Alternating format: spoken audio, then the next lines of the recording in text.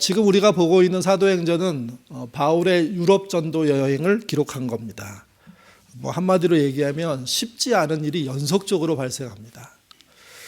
빌립보에서는 심한 체벌, 이제 체벌이라고 하니까 요즘 우리 사회에서 제도권이 개인에 대해서 체벌하는 경우가 없잖아요. 법적인 조치를 하거나 그래서 구금하거나 아니면 감옥에 넣거나 이 정도지 직접 구타하는 일이 없는데 당시는 그런 게 흔했습니다. 그래서 바울도 복음을 전하다가 누명을 쓰고 그래서 심한 구타를 당하고 감옥에 갇히죠. 그게 빌립보 감옥입니다. 데살로니가로 가서는 유대인들이 같은 민족인데 예수에 대해서 얘기한다는 이유 때문에 아주 난리가 납니다. 도망치듯 거기서 빠져나오죠. 또 다시 이어져서 간 곳이 베레아입니다. 베레아는 사람들이 대단히 신사적이었다, 성경을 상고했다 이렇게 써 있는데도 불구하고 거기서도 소동이 일어났고 에덴으로 혼자 도망칩니다. 그러니까 오늘 본문은 그 에덴으로 도망쳐서 벌어진 일에 대한 이야기입니다. 이렇게 바울이 쉽지 않은 여정을 겪고 있을 때 그래서 가는 곳곳마다 어려움들을 당하고 있지만 반대로 한쪽에서는요 의미 있는 결과들이 나옵니다. 빌립보에서는 간수가 그의 가족들과 함께 예수를 믿게 되고 세례를 받게 되고 거기서 교회가 시작이 되고요. 데살로니가로 가서는 유대인들은 예수를 믿지를 않았는데 헬라인들의 다수, 거기는 귀족이라는 표현도 등장하는데요. 다수의 사람들이 예수를 믿음으로 데살로니가 교회가 시작되기도 합니다. 그리고 베레아에 와서는 성경을 상고하고 정말 말씀을 이렇게 따라가고자 하는 귀족 무리들이 대거 교회를 세우기 시작하고 그래서 새로운 장들이 열렸던 거죠. 두 말을 연결해 보면 이런 겁니다. 쉬운 일은 하나도 없었고 대단히 어려웠지만 차곡차곡 복음이 전해지고 있었다는 겁니다. 아무래도 이게 바울이 받은 은혜 때문이기도 하고 바울이 뚝심 있는 사람이기 때문에 해낼 수 있는 과정인 것 같습니다. 쉽지 않았던 걸 우리는 기억해야 됩니다. 왜냐하면 현대교회도 바르게 가려고 하면 쉬운 일보다 어려운 일이 훨씬 많습니다. 바르게 한다는 사실 하나 가지고도 정말 난맥상들이 곳곳에서 발견되는 게 우리들의 모습이죠. 요즘 한국에 있는 교회를 대단히 폭력적인 집단이라고 부릅니다. 왜 폭력적인 집단이 됐을까요? 교회가 주류가 됐기 때문입니다. 본문의 교회는 변방이었습니다. 경계에 있었습니다. 한 번에 귀족을 치고 들어가서 중심의 자리를 잡았다고 하더라도 그들은 끝까지 예수님처럼 경계선에서 사는 사람들이었고 그로 인해서 주장할 게 없었던 겁니다. 아니, 주장하지 않았던 겁니다. 한국의 복음이 전한 역사가 길어지면서 많은 주도권과 그런 권력을 갖게 되니 그때부터 교회가 타락하는데 그 교회들의 가장 큰 특징은요, 자신이 갖고 있는 권력을 행사하는 겁니다. 권력을 행사하는 교회, 대부분 그게 수명이 다 된 겁니다. 우리는 그래서 한국교회 선교의 끄트머리에 왔다고 봐도 무방합니다. 여러분, 지금 다시 경계로 가야 됩니다. 그런 결단이 없으면 교회는요, 살아남을 수가 없습니다. 오늘 보면 에덴에서, 그러니까 그 그리스 아테네를 말하는 건데요. 거기서 한 그 전도의 모든 이야기는 그동안 사도행전에서 기록된 이야기의 패턴에 따라 보면 대단히 독특한 겁니다. 사도행전에 바울의 설교가 9편 나오거든요. 그중에 오늘 한 편이 굉장히 깁니다. 근데 그 한 편이 앞에 8편하고는, 그러니까 사도행전에 나와 있는 다른 8편하고는 다른 패턴의 설교입니다. 이 설교의 핵심은요, 자기 같은 민족인 유대인을 향한 설교가 아니었습니다. 철저하게 타민족을 향한 설교입니다. 그 설교를 하기 위해서 아테네에 있는 아레오바고라는, 그러니까 이게 그냥 좀 번역을 하면 신들의 언덕, 보통 그들의 광장이나 그들의 모임 장소들이 그 언덕 밑에 지어진 석조 건물들에 있었는데 거기에 아주 거대한 최고 법정이 있었던 거죠. 그게 아레오바고입니다. 그러니까 신들의 언덕 밑에 있는 최고의 법정에서 설교를 하게 되는 겁니다. 아마 저한테 이슬람 사람들이 100% 앉아있는 곳에 가서 설교하라고 하면 이거 쉽지 않을 겁니다. 그래서 타민족을 향한 설교에 대한 가장 모범이 되는 가장 좋은 사례, 이게 금방 읽은 16절부터 34절에 나오는 말씀이라는 거죠. 여러분, 이 설교를 통해서 우리가 배워야 될 건 무엇이냐면 믿지 않는 사람들에 대해서 어떤 태도를 가져야 하느냐는 겁니다. 어떻게 접근하는 게 가장 필요하느냐 하는 겁니다. 이 태도를 놓치는 순간 교회는 엉뚱한 싸움에 휘말립니다. 지금 그런 겁니다. 잘못된 태도, 공감 없는 말, 그리고 주장과 선동, 그리고 그것이 테러로 이어지는 현실 앞에 우리는 오늘 설교를 통해서 이런 마음으로 바울이 최선을 다해서 노력했구나 하는 것을 좀 서로 공감했으면 좋겠습니다. 같이 보시죠. 16절부터 17절 말씀입니다. 읽겠습니다. 바울이 아덴에서 그들을 기다리다가 그 성에 회원 성에서는 유대인과 경건한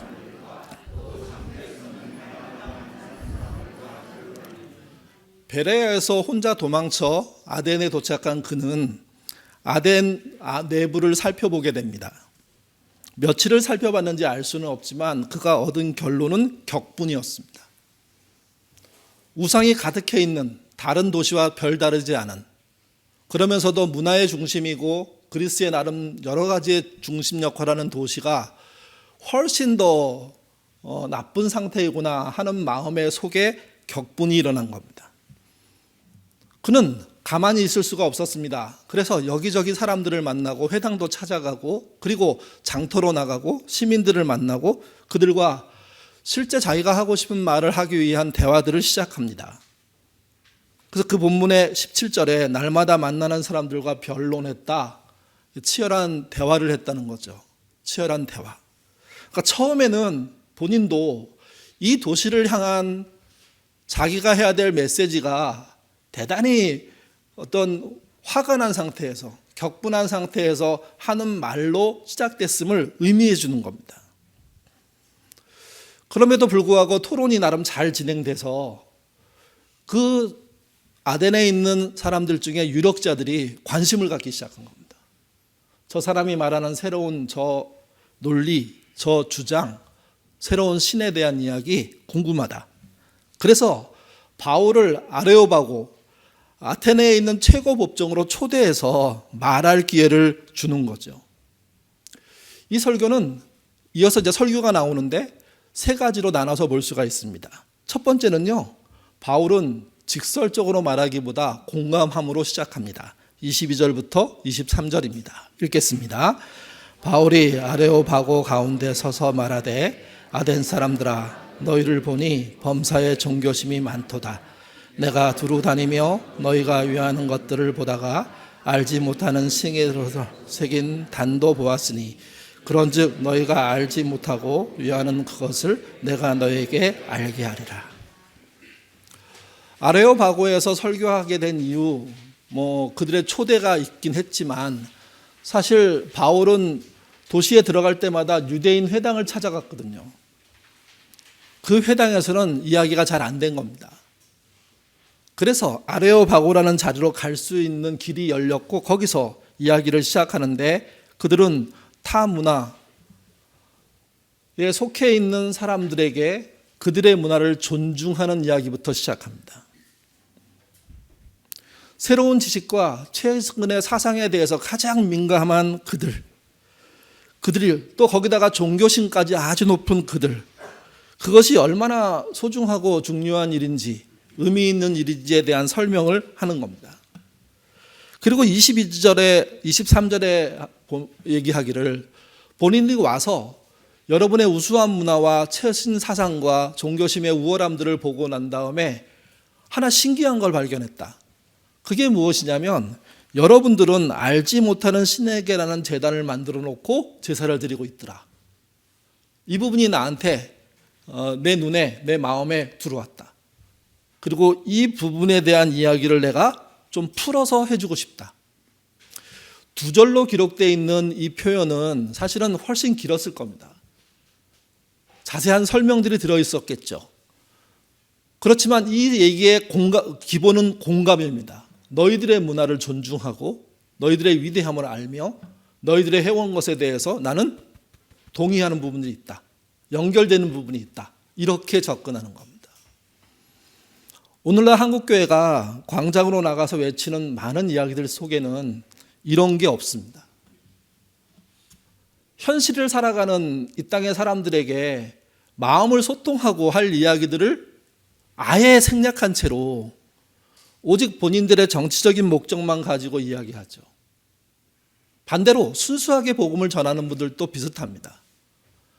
순수한 복음이라는 건 우리 입장에서 순수한 복음이고 사회적으로 얘기하면 자기의 어떤 성향을 얘기하는 건데 그 성향을 얘기할 때 대상이 되는 사람들의 상황과 현실에 대한 이야기를 정말 내가 알고 있고 그래서 마음 아프고 그래서 여러분과 함께하고 싶다는 그런 접근하는 마중물이 없는 상태에서 그냥 직선적으로 예수 천국만 외쳐버리는 겁니다. 저는 이 화법이 우리를 망하게 한다고 생각합니다. 물론 극단 상황에서 정확하게 복음을 전하는 건 필요합니다. 그러나 일반적으로 주어지는 기회 앞에 표독한 모습으로 냉정하게 그 모두를 죄인으로 꾸짖는 이야기부터 시작하는 방식의 전도가 얼마나 무모하고 얼마나 파괴적이며 얼마나 그들을 오히려 공경에 빠뜨리는지, 그리고 그들이 그 이후에 절대로 교회가 말하는 것, 복음을 전하는 말을 하는 것을 듣지 않는지 모른다는 거죠. 그냥 내 말만 하면 되고 내 목적만 이루면 됩니다. 근데 바울은 그렇지 않습니다. 그들과 공감하고 그들 안에 있는 것 중에 나한테 내가 잘 모르는 게 있다. 근데 생각해 보니까 이게 우리랑 연결되는 거더라 하는 이야기로 시작하는 겁니다. 두 번째 단락은 본론에 해당하는데 24절부터 29절입니다. 24절 제가 읽겠습니다. 우주와 그 가운데 있는 만물을 지으신 하나님께서 천지의 주제시니 손으로 지은 전에 계시지 아니하고, 알지 못하는 신에 대한 설명을 시작하기 위해서 이제 얘기하는 겁니다. 자신이 믿는 하나님은 천지의 주제인데 사람이 지은 신전에 거하지 않는다는 거죠. 25절에 또 무엇이 부족한 것처럼 사람의 손으로 섬김을 받지 아니하시나니, 하나님이란 분은, 내가 지금부터 말할 하나님이란 분은 섬김을 받고 싶어가지고 사람을 모집하는 분이 아니라는 겁니다. 이는 만민에게 생명과 호흡과 만물을 친히 주시는 이십니다. 오히려 생명을 주는 분, 호흡이란 살 수 있는 모든 여건을 허락하는 분, 그런 신이라는 거죠. 그러니까 섬김을 받고 싶어서 안달이 난 그런 사람이 만든 신이 아니라 진짜 사람을 살리고 사람을 챙기고 사람을 위해서, 사람만이 아니라 인류를 위해서 일하시는 분이라는 겁니다. 26절은 인류의 모든 족속을 한 혈통으로 만드사 온 땅에서 살게 하시고, 이건 그분이 그 모든 민족을 창조하셨다는 거죠. 한 민족으로. 그리고 연대를 정하시며 거주의 경계를 한정하셨으니 영역을 주셨다는 겁니다. 자리를 주셨다는 겁니다. 하나님이 자리를 주시지 않다면 자기의 자리가 없었을 거라는 얘기를 하는 겁니다. 당시 가장 우수한 민족인 그리스 사람들의 입장에서 너희들이 가장 우수한데 하나님이 그 우수한 민족으로서의 모든 제반 조건을 허락하시고 너희들이 그것을 육성할 수 있도록 인도했다는 이야기를 해주는 거죠, 이게. 그러면 그분이 왜 이렇게 하느냐? 27절만 같이 읽겠습니다. 이는 사람으로 혹 하나님을 더듬어 찾아 발견하게 하려 하심이로되 그는 우리 각 사람에게서 멀리 계시지 아니하는도다. 예. 다시 말씀드려서 하나님이 선제적으로 미리 모든 인류를 위해서 일하신 게 충분하기 때문에 그 하나님을 발견하는 문제는 할 수 있는 일이라는 겁니다. 주의 깊게 들여다보고 너희들처럼 노력한다면 할 수 있다는 거죠. 그 할 수 있다는 어떤 연결고리를 뭐라고 얘기하느냐? 알지 못하는 신의 제단을 만든 것이라고 표현하는 겁니다. 너희들이 거의 가까이 와 있다. 접근해 와 있다. 다만 알지 못하는 신이라고 표현한 거기까지다. 거기서 좀만 넘어가면 그분이 누군지 알게 될 거다. 그런 얘기를 합니다. 그리고 28절에 여기도 같이 한번 28절 읽어보죠. 읽겠습니다. 우리가 그를 힘입어 살며 가등하며 존재하느니라. 너희 시인 중에 어떤 사람들의 말같이 우리가 그의 소생이라 하니. 예. 보통 유대인들에게 설교를 할 때 바울은 구약 성경을 인용합니다. 또 예수님 말씀을 끌어다 씁니다.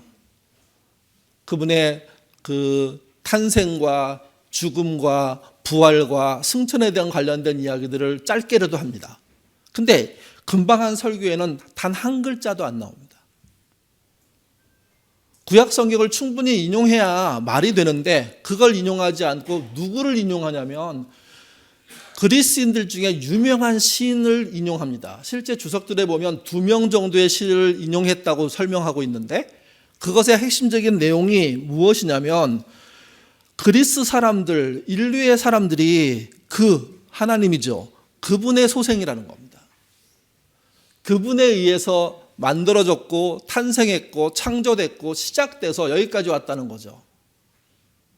이미 너희들 안에 알지 못하는 신에 대한 접근이 어느 정도 돼 있고 그 접근에 대한 내용들이 보편적으로 퍼져 있는데 그게 여러분들이 그렇게 좋아하는 시인들의 시 속에 그 얘기가 들어있다는 겁니다. 여러분 생각해 보십시오. 바울은 아테네에 도착한 지 며칠 안 됐습니다. 그럼에도 유럽 사회가 갖고 있는 문화적인 장점들을 이해하고 있었고 또 그 안에 누가 중요한 역할들을 하고 있는지 나름 조사를 했고 그리고 그중에 많은 사람들이 읽고 있는 시 속에 있는 하나님이라고 표현될 게 무엇인가를 찾아내서 그들에게 설득하고 있는 겁니다. 너희는 이미 하나님께 가까이 와 있어. 다만 알지 못하는 신이라는 이 말을 해석하지 못하고 있는가? 이 말에 대한 해석을 내가 주고 싶은가? 그분이 하나님이야. 계속 말씀드리지만 성경에 나와 있는 모든 이야기는 이게 축약된 거죠. 그래서 핵심만 기록되어 있습니다. 충분히 요 배경에 대한 설명들을 늘어놓았을 겁니다. 그래야 뭐 30분이라도 40분이라도 50분이라도 설교가 되겠죠. 그 설교의 내용의 핵심이 정말 타민족에게 친절하게 그들의 문화를 존중하면서 구약 성경 예수님 얘기 하나도 하지 않은 상태에서 그들의 시인의 이야기를 들어가지고 연결시켜주고 있다는 겁니다. 이게 교회가 세상하게 할 수 있는 화법입니다. 이 말은 이런 말입니다. 여러분 개인이 가족 중에 누군가에게 아니면 지인 누군가에게 예수를 소개할 때 예수 믿어 구원받아 이런 식의 말이 아닌 그들의 화법과 그들의 말로 해야 할 필요가 있을 것이고 그래야 그들이 귀담아 듣고 그래야 그들이 내가 얼만큼 그분께 가까이 가고 있는지에 대한 이야기들을 이해하기 시작하고 그래야 그분들의 마음을 편안하게 열 수가 있다는 거죠. 우리는 그들은 고려하지 않고 강제로 그의 마음의 문을 뜯어버리려고 합니다. 무장 해제시켜버리려고 합니다. 저희 아버님이 제가 신학교 다니고 목회하고 있음에도 불구하고 안 믿으셨습니다. 그러니까 제가 이제 뭐 신학교 다니고 있을 때 저희 동네 저희 교회 다니는 집사님인가 권사님 한 분이 제가 쌀가게를 했는데 자주 오셨습니다. 저는 지금도 좀 이해가 안 되는 게 있는데 아버님이 저 안에 계신데 저희 어머님과 손님이 같이 밥도 드시고 막 그래요. 그러니까 그 나로서는 되게 무례하고 기분 나빠요. 근데 우리 교회 교인이세요. 그분이 와갖고 밥 잘 먹고 트름 꺽하고 하는 말이 뭐냐면 아저씨 예수 안 믿으면 지옥 가요. 그리고 가버리는 거예요. 저도 옆에서 듣다가 뭐 저런 아줌마가 다 있어. 엄청 기분 나쁘더라고요. 불쾌하더라고요. 아니 내가 우리 아빠의 삶을 아는데 그 사람을 한 번에 그냥 묵사발 만들어 놓고 가버리는 거죠. 여러 번 경험했습니다. 여러 번. 결국 나중에 아버님이 스스로인지 모르겠지만 여러 과정을 거쳐서 예수를 믿게 됩니다. 집사님이 되시는데 그때 뭐 어떤 분들이 그러더라고요. 그렇게 복음 전한 사람이 있었기 때문에 된 거라고. 아니요. 그것 때문에 미치게 힘들었습니다. 교회에 대해서 막 분노를 퍼부으시는데 전 진짜 불을 질러도 저렇게 질러놓고 갈까? 그리고 자기는 가갖고 난 전도했어. 아니요. 남의 마음을 못으로 박아버린 거예요. 그냥. 지금 교회가 광장에 나가서 아니 교회 안에서 그러고 있는 겁니다. 하고 싶은 말이 있더라도 상대방이 존중되지 않으면 상대방은 듣지 않습니다. 옛날에 아예 복음이 없을 때 예수 천국 그럴 수 있었죠. 옛날에 교회가 없을 때 직선적으로 시장에서 외칠 수 있었죠. 그거 이해합니다. 필요합니다. 근데 여러분 지금은 교회가 웬만한 시설보다 많아요. 김포공항을 내리거나 지금은 뭐 영종도로 갔지만 외국에서 옛날에 우리나라 들어오면 뭔 십자가가 이렇게 많어? 무덤이야? 이런 소설이 한두 개가 아니에요. 일반적으로 교회가 아주 창궐한 시대에 살고 있는 우리가 우리의 화법만 생각해가지고 아주 사납게 막 공격해버리면 이 땅에 있는 사람들이 교회 이야기를 들을까요? 바울의 탁월함은 오늘 설교에서 나타납니다. 여러분들이 그렇게 알지 못하는 신이라고 얘기했는데 그 신이 얼마나 가까이 와 있는지 아십니까? 또 내가 믿는 하나님과 얼마나 동일한 줄 아십니까? 그래서 나는 그분을 소개하고 싶습니다.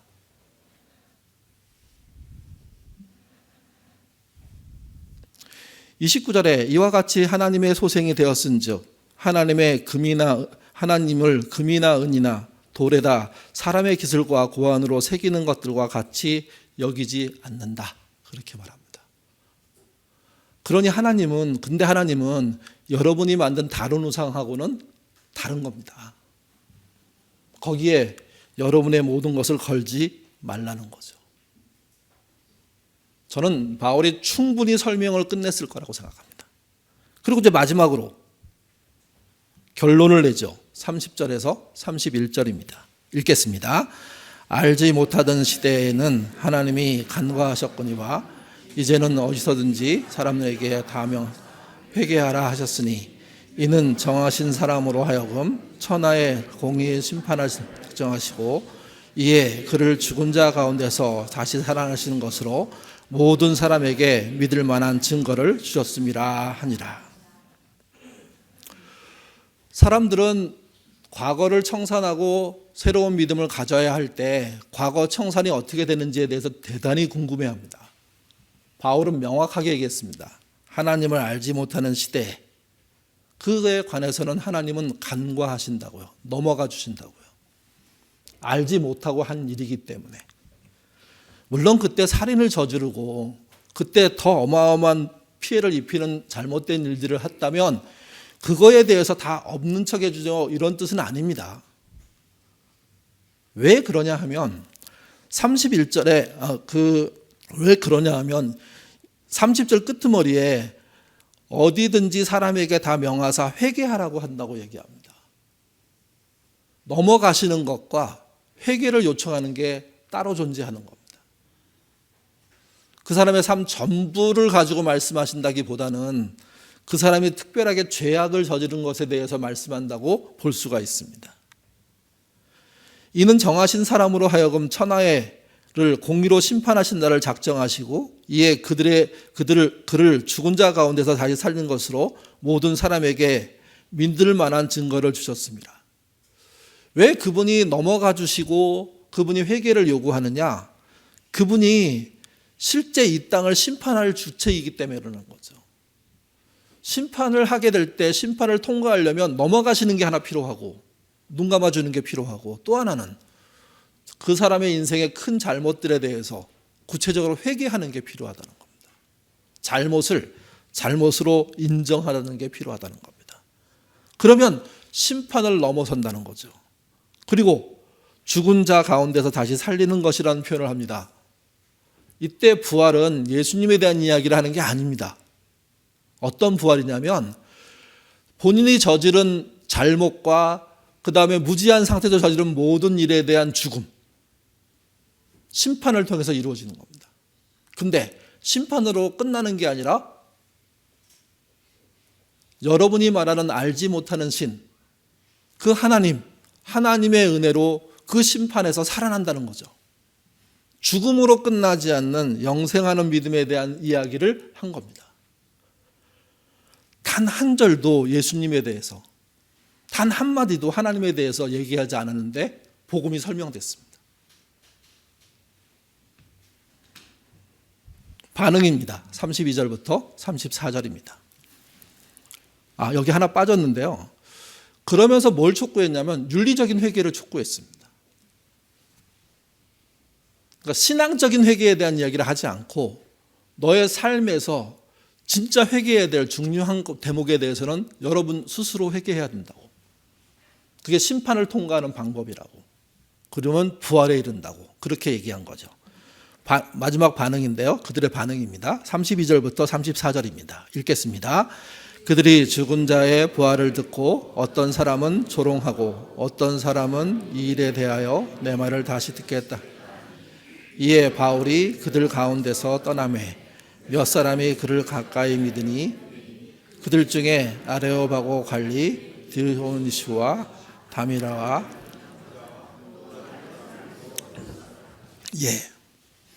그렇게 해서 그들 모두를 얻은 게 아닙니다. 그렇게 해서 그들의 일부를 얻게 된 겁니다. 그리고 그들이 우리가 알게 된 에데네, 그러니까 아테네의 교회가 되는 겁니다. 비교적 평화롭게 설교를 잘 마친 그는요, 그러나 내용상으로 보면 회개를 촉구했습니다. 결단을 촉구했습니다. 그 말 앞에 그 이야기를 들은 사람들 중에는 아직 글쎄, 그래서 다시 이야기를 듣기를 청하는 사람이 있는 반면 또 어떤 사람들은 그래, 저 말이 옳다 하고 동의하고 믿음을 갖고 그 믿음을 가지고 이제 교회의 이론으로, 신자의 이론으로 옮기게 되는 일들이 발생한 거죠. 성경 내용을 전달하는 게 중요합니다. 그러나 세상을 향해서 말할 때는 세상의 언어를 가지고 이야기해야 됩니다. 교회의 언어를 가지고 세상에다 냅다 소리 지르면 아무도 못 알아듣습니다. 또 세상의 언어, 교회의 언어가 세상으로 나가서 많이 변질되고 달라졌기 때문에 오히려 심지어 교회는 언어는 타락하고 세상의 언어가 제대로 정립된 경우도 많기 때문에 혼란이 가중된다는 이야기죠. 바울은 과감하게 단 한 구절의 성경 말씀도 단 한마디의 하나님 예수님 이야기도 하지 않고 복음을 전했습니다. 그리고 교회가 생겨난 겁니다. 여러분, 이게 신자의 자부심 아닐까요? 내가 내 입으로 하나님을 말하지 않아도 하나님이 전달될 수 있다는 겁니다. 내가 말하는 것이 하나님의 뜻입니다 외치지 않아도 내가 하나님의 뜻을 정확하게 세상의 언어로 얘기하면 그 뜻은 통하게 돼 있습니다. 그렇기 때문에 교회는 자기 언어에 대한 집착을 내려놓고 세상 사람들이 알아듣는 언어를 사용하는 교회가 되어야 됩니다. 지난주에 이어서 아둘람에 대해서도 좀 한 말씀 드리고 싶습니다. 네트워크형 아둘람을 아둘람 네트워크로 바꾸면 좋겠다, 이렇게 지난주 제안을 드렸습니다. 그리고 또 지난 주일날 아둘람의 핵심은 공예배라고 말씀을 드렸습니다. 공적인 예배입니다. 교회가 선언한. 근데 공적인 예배만이 아닙니다. 공동체의 예배입니다. 공적 예배라고 하면 사적 예배는 예배가 아니냐 하는 얘기가 자연스럽게 생겨납니다. 여러분, 교회는 공적으로 예배를 정할 수 있는 것이고 신자는 사적으로 예배드릴 수 있습니다. 사적인 예배가 아닌 게 아닙니다. 예배입니다. 그러나 공동체의 예배는 아닐 수 있다는 거죠. 그러니까 사적 예배를 드리는 거 막을 수 없습니다. 존중해야 되고 상황이 그렇다면 인정해야 됩니다. 근데 교회는 공적인 예배라고 부르면서 공동체 예배를 드리려고 하는 겁니다. 모여서 함께 형제 자매됨을 확인하는 거죠. 이건 성찬과 똑같습니다. 성찬은 혼자 한들 무슨 문제가 되겠습니까? 그렇지만 한 가족임을 확인하는 무리 안에서 하는 게 성찬 아닙니까? 공예배와 성찬은 그래서 공적인 일인 동시에 공동체의 일입니다. 여러분, 예배와 모임 두 단어가 쓰이고 있습니다. 예배란 말이 더 클까요? 모임이란 말이 더 클까요? 전에 몇 번 걸쳐서 설명드린 건데 모임이 훨씬 더 큰 개념입니다. 그러니까 아둘람 모임 안에 뭐가 있는 겁니까? 예배가 있는 겁니다. 아둘람 예배라고 부르지 않는 이유입니다. 예배가 핵심이지만 예배만 모임에서 하지 않습니다. 앞으로 성만찬과 연결된 아둘람의 식사에 대한 이야기를 좀 더 확대해서 설명을 드리긴 할 건데 식사, 대화, 상호 돌봄, 세상을 위한 일 이게 다 포함된 게 모임입니다. 그러니까 예배만 드리기 위해서 모인다면 그냥 주일날 모이면 됩니다. 주일 예배로 하면 되죠. 근데 아둘람을 예배로 부른 것, 공예배로 부른 것은 아둘람 모임을 하기 위한 축을 나눠놓은 겁니다. 식사는 또 다른 예배이기도 하고 대화는 교제라는 말을 통해서 서로 소통하는 것이며 상호 돌봄은 진짜 예수님의 정신이죠. 연약한 자를, 그러나 부자라고 하더라도 어떤 어려움을 당한 자들을 서로 조건 없이 돕는 관계들, 상호 돌봄입니다. 그리고 그것이 교회 내에만 있으면 실제 교회의 역할이 훨씬 축소되는 것이기 때문에 세상을 위한 일로서 예수님이 하는 일을 본받자는 겁니다. 그래서 예를 들면 이렇게 아둘람 모임을 할 수 있습니다. 주일날 이곳에서 함께 예배 드리고 또는 주일날 유튜브로 같이 모여서 예배를 드리고 그리고 식사, 성만찬형의 식사를 하고 그리고 교제하고 그리고 교제를 통해서 상호 돌봄과 세상을 위한 일을 찾는 방식 그게 아둘람의 모임입니다. 아둘람의 뜻은 피난처입니다. 우리는 도시 속 피난처를 원합니다. 전원의 피난처가 아니고요. 전원의 피난처라고 생각하면 나름 선택받은 자들만 할 수 있는 일입니다. 전원으로 갈 수 있는 사람들만. 그렇기 때문에 전원의 피난처와 도시의 피난처에 대한 조심스러운 경계와 대화들이 적절하게 있어야 됩니다. 그렇지 않고 도피성 피난처를 만들어서 세상과 끊어져 버리는 우리끼리 공동체 만드는 건 위험합니다. 피난처에 들어가는 사람들이 뭘 해야 될까요? 나의 이야기를 하셔야 됩니다.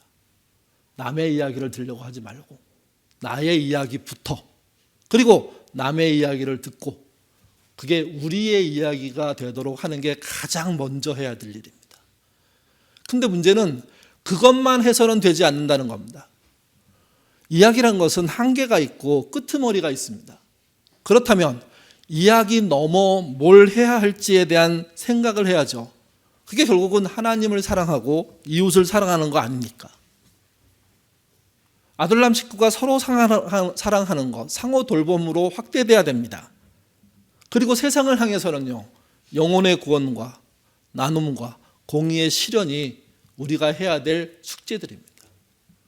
각자 모양도 다를 것이고 방법도 다를 것이지만 이 일을 유기적으로 하기 위한 노력과 수고를 하는 것, 이게 우리가 꿈꾸는 도시 속 피난처입니다.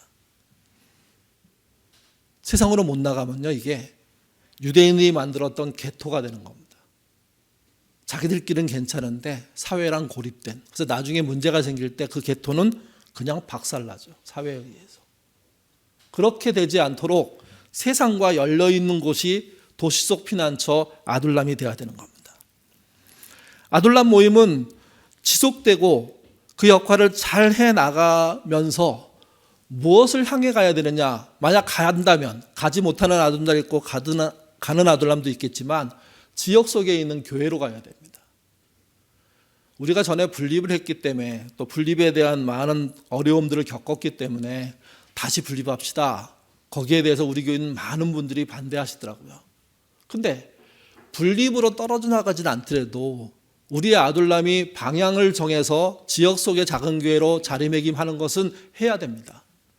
매주 못 만난다고 하더라도 뭐 한 달에 한 번이든 두 달에 한 번이든 세 달에 한 번 만난다고 하더라도 그들이 우리 교회의 한쪽에 있는 작은 교회로서 지역에 들어가는 그 방향성을 우리가 설정했습니다. 그래서 아둘람 중에는 실제 지역의 작은 교회로 갈 수 있는 아둘람이 생길 수도 있습니다. 이런 배경을 가지고 두 가지 부탁을 드립니다. 먼저 모든 아둘람은요, 목적을 가지십시오. 목적은 세 가지 정도로 나눠서 설명드릴 수 있습니다. 첫 번째는 예배와 성경 나눔, 친교의 목적을 가지실 수 있습니다.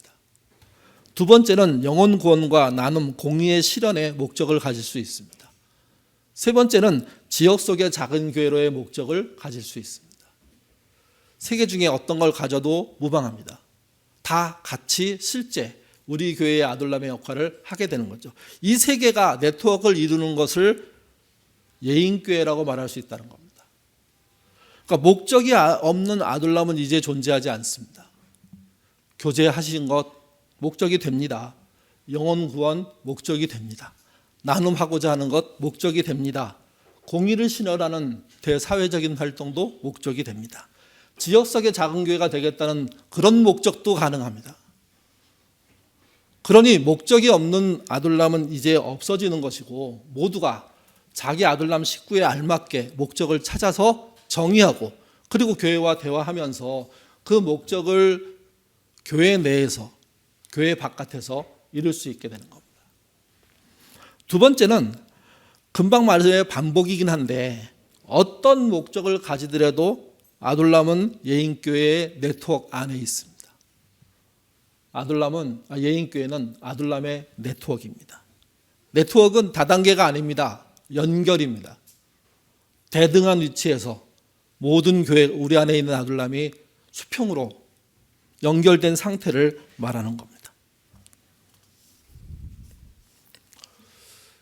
2017년에 KDI 한국개발연구원에서 한국, 중국, 미국, 일본 네 나라에 대한 대학생들에게 설문조사했습니다. 인원수는 1000명 정도 되는데요. 질문이 이겁니다. 여러분에게도 한번 질문해 보십시오. 당신에게 고등학교는 어떤 곳이었는가? 여러분에게 고등학교 또는 중학교는 어떤 곳이었습니까? 1번은 함께하는 광장, 2번은 거래하는 시장, 3번은 사활을 건 전쟁터. 여기 선생님들 출신과 선생님들이 많이 계시는데 강단에서 설교하다가 교육 얘기하시면 불편하잖아요. 이것도 불편한 얘기가 될 수 있지만 좀 우리가 들을 필요가 있다고 생각합니다. 저는 이게 교회랑 연결도 되기 때문에 말씀을 드리는 겁니다. 충격적인 결과가 나왔습니다. 우리나라 대학생의 80.8%가 학교, 고등학교, 중학교 얘기하는 거죠. 사활을 건 전쟁터라고 이해하고 있었습니다. 선생님들이 그렇게 100% 가르쳤다는 뜻이 아닙니다. 근데 대학 입시란 제도, 사회의 제도가 그런 방향으로 다 빨아들이고 있다는 거죠. 그러니까 아이들은 좋은 대학 가는 것을 목표로 그야말로 소리 없는 전쟁을 하고 있었다라고 이해하는 겁니다. 미국과 중국의 경우에는요, 사활을 건 전쟁이 한 40% 정도 된답니다. 중국도 만만치 않게 입시 전쟁이 있는데 우리보다 절반 정도 적다는 거죠. 또 일본은요. 저는 일본이 제일 높을 거라고 생각했는데 그렇지 않습니다. 14%입니다. 과거에 우리에게 영향을 줬던 일본의 교육 제도는 진짜 사활을 건 전쟁이었던 거 맞는 것 같습니다. 근데 그들은 거기서 빠져나갔습니다. 그러면서 어느 방향으로 가게 됐느냐? 함께하는 광장으로 움직이고 있답니다. 일본이 14% 사활을 건 전쟁이라고 얘기했는데 반대로 76%는요 함께하는 광장이라고 얘기했답니다. 여러분, 우리 교육이 뭐부터 해야 되는지를 보여주는 굉장히 중요한 설문조사입니다. 전쟁을 겪은 사람은 전쟁의 추억으로 살잖아요.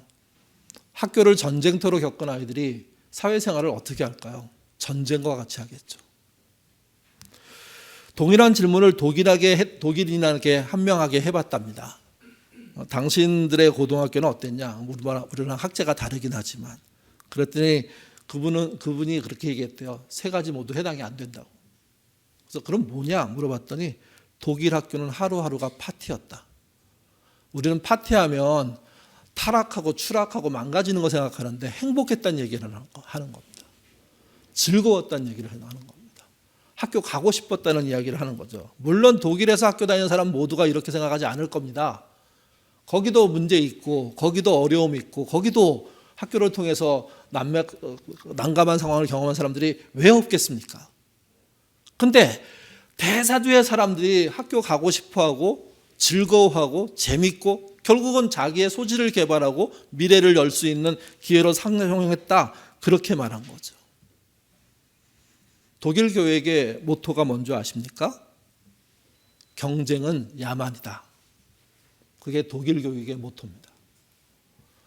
우리나라 아이들은 절대로 경쟁시키지 않는다. 평가하지 않는다. 점수 매기지 않는다. 등수 매기지 않는다. 오직 아이가 자기를 찾을 수 있고 공동체를 바라볼 수 있도록 길러낸다. 그리고 만약에 아이가 우리처럼 고등학교를 졸업하고 난 다음에 대학을 가고 싶다면 자격시험 보고 붙으면 언제든지 학비 없이 갈 수 있다. 다만 졸업은 실력에 맞춰야 졸업할 수 있다. 그게 그들의 교육제도입니다. 그래서 그들은 공부를 대학까지 가서 안 해도 괜찮다는 사고를 갖고 있습니다. 왜? 전쟁하고 싸우는 거 아니니까. 미래에 갖게 될 직업은 사회의 모든 연결망이고 네트워크이니까.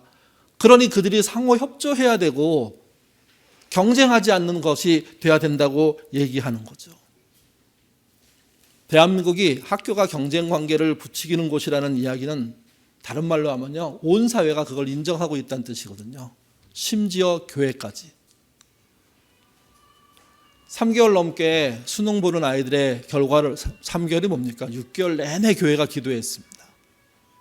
그리고 교회 그 결과들이 나옵니다. 조금 잘 간 결과들에 대해서는 어깨가 올라간 모습이 그냥 보이고요. 좀 안 된 결과에 대해서는 그야말로 소리내지 않고 가만히 있는 모습들이 우리 현실입니다. 다 고생했는데, 다 귀한 아이들인데, 공부 말고 다른 걸로 하면 더 우수한 아이가 이 안에 있을 것인데, 근데 우리는 오직 공부라는 경쟁 도구를 통해서 그들이 하는 전쟁의 승자가 되도록 얘기하고 있죠. 교회가 그 일에 앞장서고 있는 겁니다. 수능에 대한 기도가 그래서 달라져야 됩니다. 수능대에서 좋은 대학교 가는 게 아니라 그 아이의 가능성을 개발하는 기회를 얻는 것이고, 그리고 그 아이는 경쟁과 무관하게 자기의 꿈을 펼칠 수 있다는 그런 가능성을 이해하게 하는 게 교회가 해야 될 일이죠. 교회까지 사회의 등수로 살 수밖에 없다는 이야기를 인정해버리면 교회는 이제 더 이상 복음을 못 전합니다. 사회의 등수로 출세한다고 말해놓고 복음으로 구원받는다고 어떻게 얘기합니까? 앞뒤가 안 맞는 말인데. 아둘람도 동일합니다. 아둘람은 상호 경쟁 관계가 아닙니다. 예인의 지체들입니다. 지체는 뭐는 소중하고 뭐는 귀하다 이런 거 없습니다. 어떤 아둘람은 정말 우리의 예인교회를 대표로 하는 아둘람이고 어떤 아둘람은 그야말로 없어도 되는 아둘람, 이런 거 존재하지 않습니다. 그런 사고를 갖는 게 위험한 겁니다. 왜 아둘람이 경쟁합니까? 어떤 아둘람은 모이려고 해도 안 되는 어려움들 때문에 기도하고 있을 것이고 어떤 아둘람은 예상치 않게 잘 될 수도 있습니다. 그런 것들에 대한 서로 유기적인 관계를 보고 힘든 쪽을 격려하고 잘 되는 쪽의 이야기들을 듣고 그리고 함께 예인교회의 안정된 몸을 위해서 연결하고 상호 돕고 상호 밀어주고 끌어주는 관계가 되는 게 맞죠. 교회의 경쟁, 아둘람의 경쟁도요, 야만입니다. 지금 교회가 사회로부터 욕먹는 것은 이 경쟁을 교회가 부추기고 있는 겁니다. 아니, 선도하고 있는 겁니다. 야만 사회로 가도록. 여러분의 아둘람을 여러분의 스타일대로 만드십시오. 예배와 성경 공부하고 친교하는 아둘람으로 만드셔도 괜찮습니다. 영혼 구원과 나눔과 공의를 실현하는 아둘람 필요합니다. 지역사회의 한 작은 교회로 가는 아둘람 필요합니다. 그들 모두가 예인이 아둘람별로 생각한 일들을 펼쳐나가는 겁니다. 도시 속에 피난처를 이루는 겁니다. 그러면 사람들은 그 피난처가 있음을 알고 안도할 것이고 그 피난처로 들어옴으로 쉼을 얻게 될 겁니다. 예인교회는 그 정도면 충분합니다. 성장하지 않아도, 대단하지 않아도, 사회 이슈를 만들어내지 않아도, 우리가 교회 되고 우리가 경쟁을 멈추면 사회는요, 교회를 바라볼 수밖에 없습니다. 경쟁에 지쳐있는 전쟁터에 사는 사람들이 쉴 수 있는 곳이 교회가 되기 때문입니다. 도피처 피난처가 교회가 되기 때문입니다. 여러분의 아둘람이 그런 아둘람 되시고 예인교회가 그런 아둘람의 네트워크가 되는 그런 날을 꿈꾸며 함께 모여주시기를 바랍니다. 기도하겠습니다.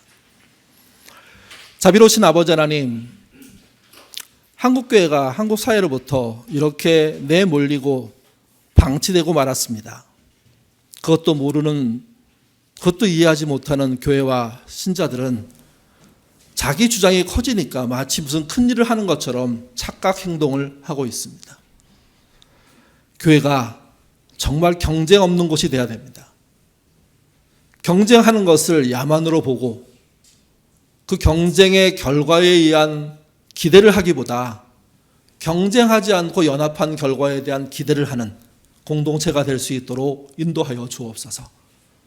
또한 사회에 대해서 말을 할 때 오늘 바울의 설교를 듣기를 원합니다. 단 한마디도 하나님, 예수님, 성령님 얘기하지 않고 단 한마디도 구약 성경을 끌어다가 설명하지 않으면서도 충분히 복음을 그들에게 밀접하게 소개하고 있습니다.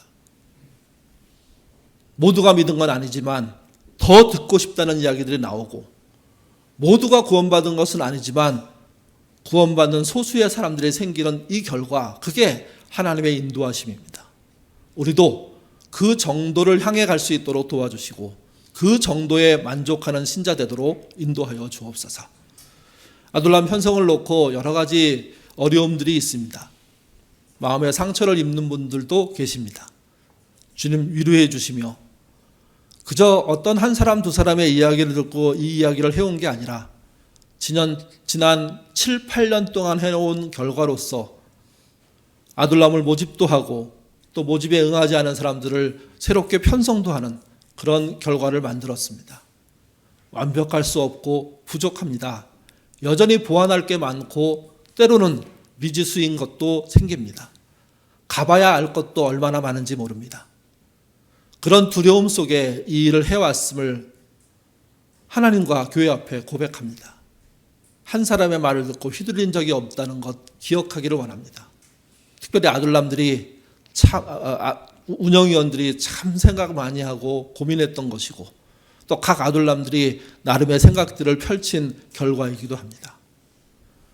미래는 잘 모르지만 아둘람의 네트워크를 만드는 일에 한 걸음 움직였으니 성실하게 일을 해보고, 그래서 부족한 것 만회하고 고치고 나아지는, 그리고 해오던 일을 잘하고 발전시키는, 그리고 모르는 일을 배우고 그리고 그 일을 하기 위해서 노력하는 그런 예인 될 수 있도록 도와주옵소서. 오늘 아둘람 모임들 상견례를 합니다.